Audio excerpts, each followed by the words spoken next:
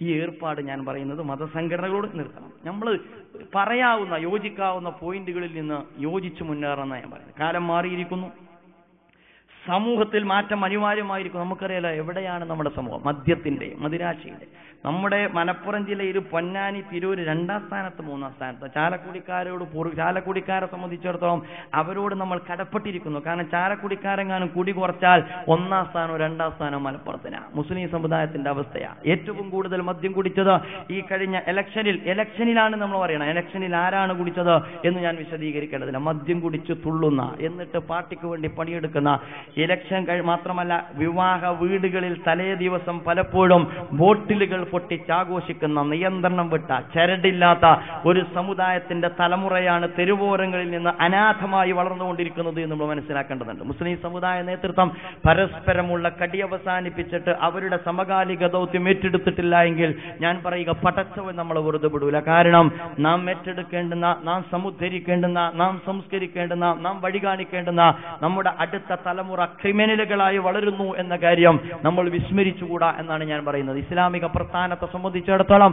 ഇസ്ലാമിക പ്രസ്ഥാനം ആ മേഖലയിലേക്കാണ് അത് അതിൻ്റെതായ അധ്വാന പരിശ്രമങ്ങൾ ചെലവഴിച്ചുകൊണ്ടിരിക്കുന്നത്. സോളിഡാരിറ്റി യൂത്ത് മൂവ്മെന്റ് ആകട്ടെ, students Islamic organisation of India ആകട്ടെ, അല്ലെങ്കിൽ GIO ആകട്ടെ, അല്ലെങ്കിൽ ജമാഅത്തെ ഇസ്ലാമിയുടെ മറ്റ് സംവിധാനങ്ങളാകട്ടെ, ഞാൻ പറയുന്നു അതിന്റെ മുഖം തിരിച്ചു വെച്ചിരിക്കുന്നത്, അതിന്റെ ഗവേഷണം അത് തുടങ്ങി വെച്ചിരിക്കുന്നത് ഈ രാജ്യത്ത് മതസംഘടനകളെ എങ്ങനെ നേരിടണം, രാഷ്ട്രീയ സംഘടനകളെ എങ്ങനെ നേരിടണം എന്നുള്ളതല്ല, മറിച്ച് ഈ കാലഘട്ടം അഭിമുഖീകരിച്ചുകൊണ്ടിരിക്കുന്ന സാംസ്കാരികവും അതുപോലെ തന്നെ അധിനിവേശ സാമ്രാജ്യത്വത്തിന്റേതുമായ വെല്ലുവിളികളെ ജനകീയമായും അതുപോലെ തന്നെ ധാർമ്മികമായ സംസ്കരണ പ്രക്രിയയിലൂടെയും എങ്ങനെ ചെറുത്തു തോൽപ്പിക്കാമെന്ന ആലോചനയിലും പ്രവർത്തനങ്ങളിലുമാണ് ജമാഅത്തെ ഇസ്ലാമി മുന്നോട്ട് പോകാൻ ആഗ്രഹിക്കുന്നത്. എന്നെ ശ്രമിക്കുന്ന സുഹൃത്തുക്കളോട് എനിക്ക് പറയുവാനുള്ളത്, മതസംഘടനകളുടെ പിറകെ കൂടുവാൻ, സമുദായ രാഷ്ട്രീയ പാർട്ടിയുമായി നിരന്തരമായി കൊമ്പുകൂർക്കുവാൻ, എന്നിട്ട് വളരെ വിലപ്പെട്ട സമയം വളരെ അനിവാര്യമായ സാഹചര്യത്തിൽ വളരെ വഴിവിട്ട ഒരു ജനതയ്ക്കിടയിൽ വളരെ വൃഥാവിൽ നഷ്ടപ്പെടുത്തി കളയുവാൻ ഇന്ത്യയിലെ ഇസ്ലാമിക പ്രസ്ഥാനം ആഗ്രഹിക്കാത്തതുകൊണ്ട് എന്റെ പ്രിയപ്പെട്ട സുഹൃത്തുക്കൾ, ഇസ്ലാമിക പ്രസ്ഥാനത്തെ നിങ്ങളുടേതായ വേദികളിൽ നിന്നും സ്റ്റേജുകളിൽ നിന്നും ഞങ്ങളുടേതായ മേഖലകളിൽ പടിയെടുക്കുന്നതിന് വേണ്ടിയുള്ള സാവകാശം ഒരുക്കി തരണമെന്നാണ് എനിക്ക് സൂചിപ്പിക്കുവാനുള്ളത്. നമ്മെ സംബന്ധിച്ചിടത്തോളം നമ്മൾ ഒറ്റക്കെട്ടായി നിർവഹിക്കേണ്ടുന്ന ദൗത്യമാണിത്. കുൻതും ഖൈറ ഉമ്മത്തിൻ ഉഖ്രിജത് ലിന്നാസ് തഅമുറൂന ബിൽ മഅറൂഫി വതൻഹൗന അനിൽ മുൻകർ വതുഅ്മിനൂന ബില്ലാഹ്. നിങ്ങൾ ഉത്തമ സമൂഹമാണ്. ഇത് വിശുദ്ധ വേദഗ്രന്ഥത്തിന്റെ പ്രഖ്യാപനമാണ്. ഉഖ്രിജത് ലിന്നാസ്, മനുഷ്യർക്ക് വേണ്ടി ഉയർത്തെഴുന്നേൽപ്പിക്കപ്പെട്ടവരാണ്.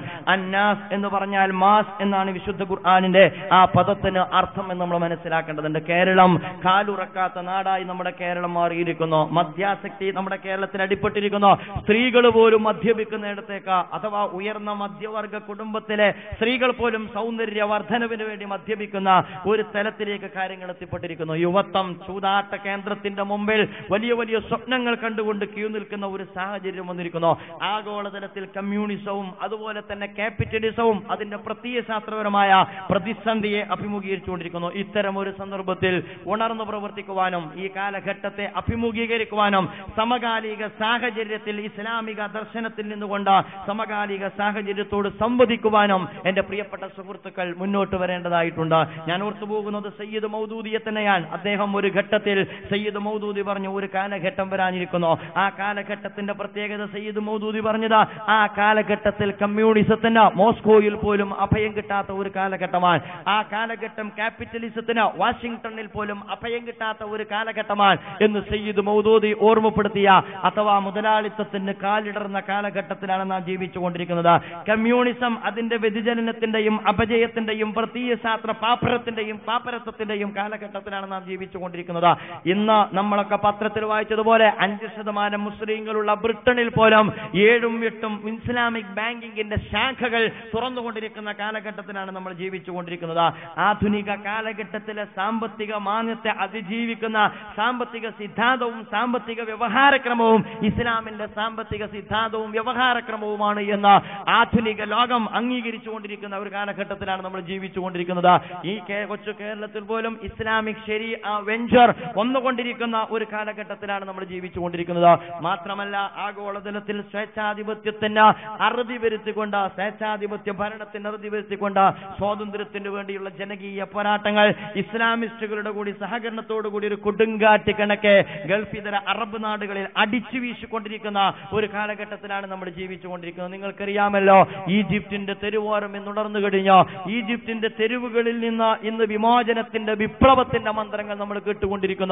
1981 ഈജിപ്തിൽ നിന്ന് നാടുകടത്തിയ ഒരു മഹാനാണ് നമുക്കറിയാവുന്നതുപോലെ ഷെയ്ഖ് യൂസുഫ് അൽ കർലാവി. പതിറ്റാണ്ടുകൾക്ക് മുമ്പ്, നൂറ്റാണ്ടുകൾക്ക് മുമ്പ് മഹാനായ യൂസുഫ് നബി അലൈഹിസ്സലാം കൽത്തുറുങ്കിൽ നിന്ന് കടന്നു വന്ന ഈജിപ്തിന്റെ അധികാരം കയ്യാളിയ അതേ ഓർമ്മകളെ വീണ്ടും അതിന്റെ തനിയാവർത്തനം എന്ന സ്വഭാവത്തിൽ 81 ഫ്ലൈറ്റ് കയറിയ പട്ടാളക്കാരനാൽ ഫ്ലൈറ്റ് കയറ്റപ്പെട്ട ബഹുമാന്യനായ യൂസുഫ് അൽ കർലാവി അതേ ഈജിപ്തിന്റെ മണ്ണിൽ 3 പതിറ്റാണ്ടിന് ശേഷം അതേ പട്ടാളക്കാരുടെ സല്യൂട്ട് സ്വീകരിച്ചുകൊണ്ട് 20 ലക്ഷം മുസ്ലിം സമൂഹത്തെ അഭിമുഖീകരിച്ച് ഖുത്ബ നിർവഹിച്ചുകൊണ്ടിരിക്കുന്ന ഒരു കാലഘട്ടത്തിലാണ് സഹോദരന്മാരെ നമ്മൾ ജീവിച്ചുകൊണ്ടിരിക്കുന്നത്.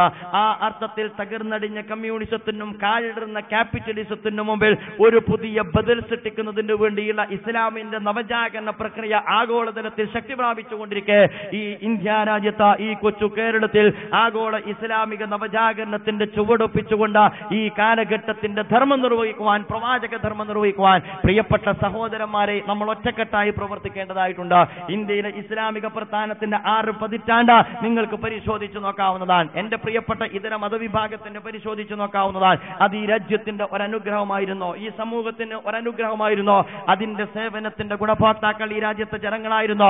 സോളിഡാരിറ്റി യൂത്ത് മൂവ്മെന്റിന്റെ 8 കൊല്ലം നിങ്ങൾ പരിശോധിച്ചാൽ ഞാൻ പറയുക, കേരളത്തിൽ കഴിഞ്ഞ 8 കൊല്ലം യുവാക്കൾ ഉണ്ടായിരുന്നു എന്ന് ആരെങ്കിലും പറയുമെങ്കിൽ അത് സോളിഡാരിറ്റി യൂത്ത് മൂവ്മെന്റിലൂടെ വായിച്ചിട്ട് മാത്രമേ പറയാൻ കഴിയൂ എന്ന സ്വഭാവത്തിൽ കേരളത്തിന്റെ യുവത്വത്തെ ഈ രാജ്യത്തെ പ്രതികരണ ശേഷിയോടുകൂടി കേരളത്തിന്റെ ജനകീയ സമരത്തിൽ കൃത്യമായി അടയാളപ്പെടുത്തുവാൻ സോളിഡാരിറ്റി യൂത്ത് മൂവ്മെന്റിന് സാധിച്ചു. അങ്ങനെ ഒരു പറ്റം യുവാക്കളും ഏതാനും മധ്യവയസ്കരും അടങ്ങുന്ന ഒരു സംഘത്തെ വെച്ചുകൊണ്ട് ഈ രാജ്യത്തെ സമൂഹത്തിനിടയിൽ ചെയ്യാവുന്ന സ്വഭാവത്തിൽ എളിയ തോതിൽ ഇസ്ലാമിന്റെ സത്യത്തിന്റെ സാക്ഷ്യ നിർവഹണം നടത്തുന്ന ഒരു പ്രസ്ഥാനത്തിന്റെ വഴിമുടക്കുന്നതിന് പകരം എന്റെ പ്രിയപ്പെട്ട സുഹൃത്തുക്കൾ, ഇസ്ലാമിക പ്രസ്ഥാനം നിങ്ങളോട് വിയോജിച്ച തലം അനിവാര്യമായ വിയോജിപ്പിന്റെ തലമായിരുന്നുവോ എന്ന വിമർശനാത്മകമായ വിലയിരുത്തലിന് സന്നദ്ധമാകണമെന്ന് ഈ കാലഘട്ടത്തിന്റെ ഇസ്ലാമിക നവജാഗരണ പ്രക്രിയയിൽ ഇസ്ലാമിക പ്രസ്ഥാനത്തോടൊപ്പം വളരെ തുറന്ന മനസ്സോടുകൂടി പങ്കാളികളാകുവാൻ എന്റെ പ്രിയപ്പെട്ട സുഹൃത്തുക്കൾ സന്നദ്ധമാകണമെന്ന് ഓർമ്മപ്പെടുത്തിക്കൊണ്ട് ഞാൻ ബോധപൂർവം ആരെയും ആക്ഷേപിക്കുവാനോ പരിഹസിക്കുവാനോ ആഗ്രഹിച്ചിട്ടില്ല. ഇസ്ലാമിക പ്രസ്ഥാനത്തിന്റെ ശൈലിയല്ല. പക്ഷേ ഇനി ഞങ്ങൾ പറയട്ടെ എന്ന് പറഞ്ഞതുപോലെ കേട്ട് കേട്ട് സഹിച്ച ഒരു പ്രസ്ഥാനത്തെ പ്രതിനിധാനം ചെയ്ത നിങ്ങളോട് സംസാരിക്കുമ്പോൾ ഏതെങ്കിലും ഒരു വൈകാരികമായ തരത്തിൽ, ഏതെങ്കിലും സ്വഭാവത്തിൽ നിങ്ങളെ പദപ്പനെ വേദനിപ്പിക്കുന്ന പദപ്രയോഗം വന്നിട്ടുണ്ട് എങ്കിൽ അത് മാപ്പാക്കണം എന്ന് മാത്രം ഉണർത്തിക്കൊണ്ട് എന്റെ പ്രിയപ്പെട്ട സുഹൃത്തുക്കൾ ഇസ്ലാമിക പ്രസ്ഥാനത്തെക്കുറിച്ച് തുറന്ന പഠനത്തിന് മുന്നോട്ട് വരണം എന്ന് അഭ്യർത്ഥിച്ചുകൊണ്ട് ഞാൻ എന്റെ വാക്കുകൾക്ക് വിരാമം വിടുന്നു. വആഖിറു ദഅവാന അൽഹംദുലില്ലാഹി റബ്ബിൽ ആലമീൻ. അസ്സലാമു അലൈക്കും.